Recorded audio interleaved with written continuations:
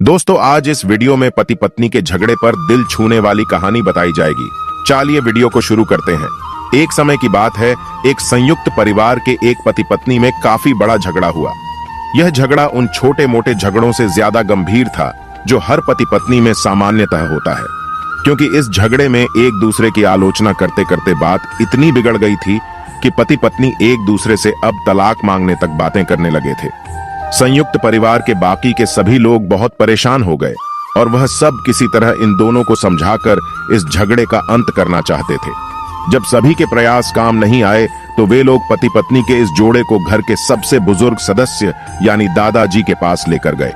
जब दोनों पति पत्नी दादाजी के कमरे में प्रवेश किए तो दादाजी ने उन दोनों को बैठने के लिए कहा और फिर पूछा कि बताओ, तुम्हारी समस्या क्या है। दोनों पति पत्नी एक साथ बोल पड़े और एक दूसरे पर आलोचनाओं की झड़ी लगा दी।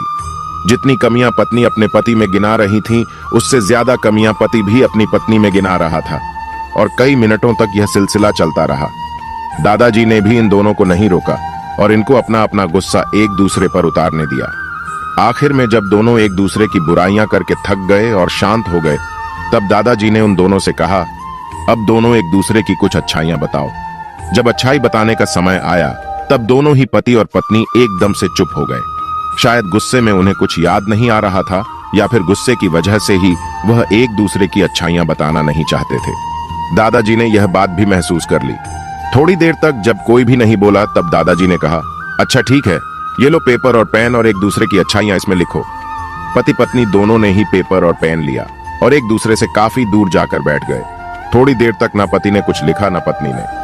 फिर पति ने पेपर में कुछ लिखना शुरू किया।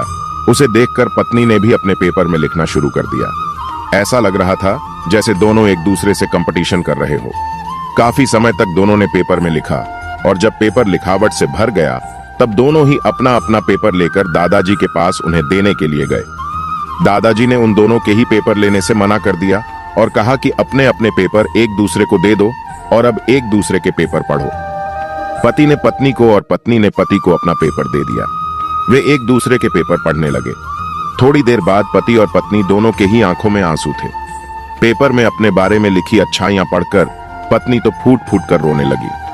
पत्नी को रोता देख पति उसे चुप कराने के लिए दौड़ पड़ा और माफी मांगते हुए उसे मनाने लगा।